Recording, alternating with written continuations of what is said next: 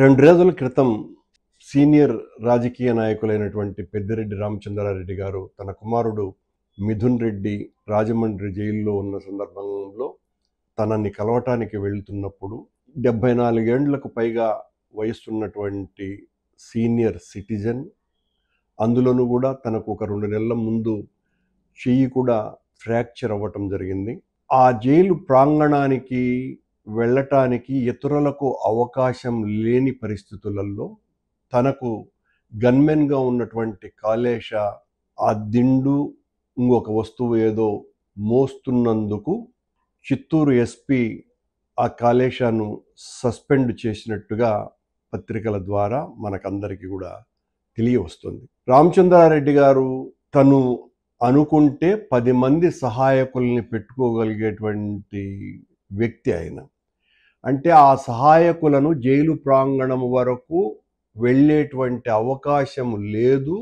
దానికి తోడు ఆయన చెయ్యి ఫ్రాక్చర్ అయినటువంటి కారణంగా అవి పట్టుకోవటానికి వీలు లేని కారణంగా ఆ కాళేశ అన్నటువంటి గన్మెన్ చేసినటువంటి ఔదార్యపూరితమైన మానవ సహాయాన్ని ఎస్పీ మణికంఠ గారు ఏమాత్రము సహించలేకపోయినట్టుగా ఉన్నది. తనని 3 నెలల పాటు సస్పెండ్ చేయటం జరిగింది. ఈ సందర్భంగా చిత్తూరు ఎస్పీ చాలా మంచి విషయాలను ఈ సస్పెన్షన్ ద్వారా చర్చకు దారి తీసేటట్టు చేశారు కూడా. ఎందుకంటే నాకు రాష్ట్ర వ్యాప్తంగా అనేక మంది కానిస్టేబుళ్ల నుంచి వస్తున్నటువంటి మాటలు, మొత్తం రాష్ట్రంలో ఉన్నటువంటి అన్ని ఎస్పీ కార్యాలయాలలో అనధికారికంగా కానిస్టేబుళ్ళు ఎంతమంది పనిచేస్తున్నారు? ప్రతి ఎస్పీకి 4 గన్మెన్లు. వీళ్ళెవ్వరూ కూడా గవర్నమెంట్ జీవోతో నియమింపబడ్డటువంటి వాళ్ళు కాదు. అలాగే వాళ్ళ బంగళాలలో పని చేయటానికి దాదాపు తక్కువ అంటే 10 మందికి తక్కువ లేకుండా ఈ ఏఆర్ కానిస్టేబుళ్ళు వాళ్ళ వంట మనుషులుగానో లేకపోతే వాళ్ళ తోటమాలి పనులు చేయటానికో, చివరకు కొద్దిమంది వాళ్ళ బూటు పాలిష్లను చేయటానికి కూడా ఈ కానిస్టేబుళ్ళనే వినియోగిస్తున్నారు అని కానిస్టేబుళ్ళ నుంచి వస్తున్నటువంటి ఆరోపణ.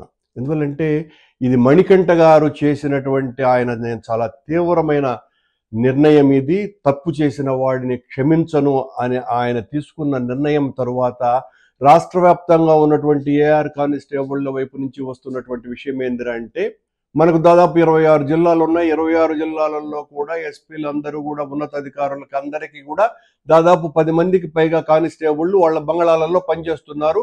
10 మందిని ఉంచుకునేటువంటి హక్కు ఆ ఎస్పీలకు లేనే లేదు. ఎస్పీ తనకొచ్చినటువంటి జీతంతోనే తను ఎవరినైనా సహాయకులుగా నియమించుకోవాలనుకుంటే తన జీతంలో చేసుకోవాలా. అలా కాకుండా వీళ్లకు 4 గన్మెన్లు, అలాగే ఇంట్లో 2 వంటవాళ్ళు, అలాగే వీళ్లకు ఇలాంటి సహాయాలు చేసేటువంటి వాళ్ళు ఈ చెప్పులు కడగటానికో తొడవటానికో ఇవన్నీ కూడా నాకు తెలిసి కాదు, కానిస్టేబుల్ చెప్పినటువంటి మాట. దానికి సంబంధించి ఒక 2, అక్కడ తోటమాలి పనిచేసేటువంటి వాళ్ళు ఒక 3, 4, ఇలా అనేక మందిని పెట్టుకునేటువంటి దాని మీద మణికంఠ గారు ఒక చర్చకు తావుదీసినారు. మణికంఠ చాలా ఆదర్శమైనటువంటి నిర్ణయం తీసుకున్నారు అని అనుకుంటే ఆశ్చర్యంగా చిత్తూరు బంగళాలో ఇదే ఎస్పీ మణికంఠ దగ్గర వంట చేయటానికి 2 ఏఆర్ కానిస్టేబుళ్ళు పనిచేస్తున్నారు. ఈయన గారి ఇంటిలో కార్పెంటర్ పని చేయటానికి మరో ఏఆర్ హెడ్ కానిస్టేబుల్, మరో 2 కానిస్టేబుళ్ళు పనిచేస్తున్నారు. అలాగే ఈయనకు గన్మెన్లుగా 4 కానిస్టేబుళ్ళు ఉన్నారు. వీళ్ళెవరు కూడా అధికారికంగా కాదు సుమా. అలాగే ఈయన బంగ్లాలో తోట మాలీలుగా ప్రతిరోజు 6-7 మంది ఏఆర్ కానిస్టేబుళ్ళు, అలాగే హోంగార్డులు పనిచేస్తున్నారు. ఇంకా ఆశ్చర్యకరమైనటువంటి విషయం ఏంటంటే, ఈ మణికంఠ గారి శ్రీమతి రైల్వే డిఎస్పీగా ఉన్నారు. ఆవిడకు కూడా ఈయన 2 గన్మెన్లను ఇచ్చినాడు. కాకపోతే వాళ్ళు గన్తో ఉండరు, సహాయకారుల పేరుతో రాష్ట్రంలో దేశంలో ఎక్కడా కూడా డిఎస్పీలకు గన్మెన్లు ఉన్నటువంటి సందర్భాలు కానీ ఆ సాంప్రదాయం కానీ ఎక్కడా లేదు. సాంప్రదాయం అనే మాట మాత్రమే మాట్లాడుతున్నాను నేను. నిజానికి ఈ మణికంఠ గారింటిలో పనిచేస్తున్నటువంటి ఈ 15 మంది ఏఆర్ కానిస్టేబుళ్లను నియమించుకోవచ్చునని అధికారిక ఉత్తర్వులు ఎక్కడా లేవు.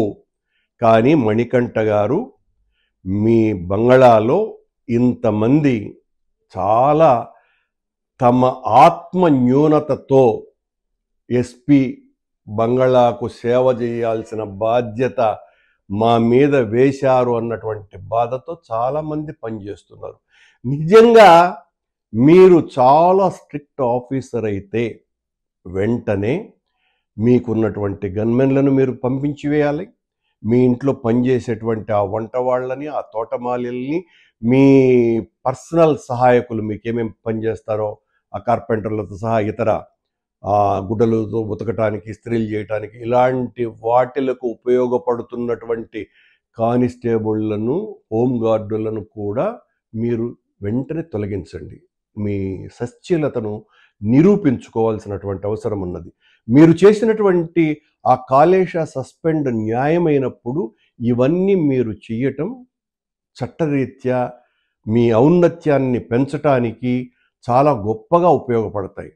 నా ఉద్దేశంలో నేను అంటున్నా, రేపు మీరే మీ బట్టల్ని శుభ్రపరచుకుంటున్నట్టుగా ఆ తోట విషయాలలో ఎక్కువగా మీరు శ్రద్ధ తీసుకుని పనిచేస్తున్నట్టుగా, వంటలో కూడా మీ శ్రీమతికి సహాయపడుతున్నట్టుగా మీరు వాట్సాప్ల ద్వారా బయటి ప్రపంచానికి తెలియజేస్తే చాలా ఆదర్శవంతమైనటువంటి ఐపీఎస్ ఆఫీసర్ మీరు అన్నటువంటి పేరు కూడా మీకు వస్తుంది.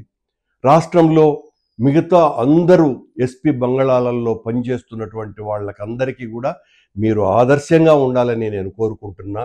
మీరు చేసినటువంటి ఆ కాలేశ సస్పెన్షన్ చాలా చట్టబద్ధతతో ఉన్నప్పుడు, అది న్యాయం అనిపించినప్పుడు ఇలాంటివన్నింటినీ కూడా మీరు చేసి ఆదర్శంగా నిలిచి మీరే స్వయంగా నాకు ఏ ఒక్క కానిస్టేబుల్ సహకారము, సహాయము అవసరము లేదు, ఇది చాలా అరాచకము, అనాచారము, బ్రిటిష్ సాంప్రదాయాన్ని ఇంకా కొనసాగించటం చాలా తప్పు అని నా మనోగతానికి అనిపిస్తున్నది కనుక నేను వీళ్ళనందరినీ కూడా సరెండర్ చేస్తున్నాను అని మీరు ఒక ప్రకటన ద్వారా తెలిపి, మీరు ఆదర్శంగా వాట్సాపుల్లో మీరే పనులు చేస్తున్నట్టుగా మీ ఇంట్లో చేస్తే మీరు ఒక గొప్ప అధికారిగా, మొత్తం దేశానికే ఒక ఆదర్శప్రాయుడైనటువంటి అధికారిగా ఉంటారని మణికంఠ గారిని నేను విజ్ఞప్తి చేస్తున్నా. మణికంఠ గారు మనకు ప్రభుభక్తి ఉండవచ్చు కానీ అది కార్యకర్తలకు ఉంటే అది చాలా బాగుంటుంది.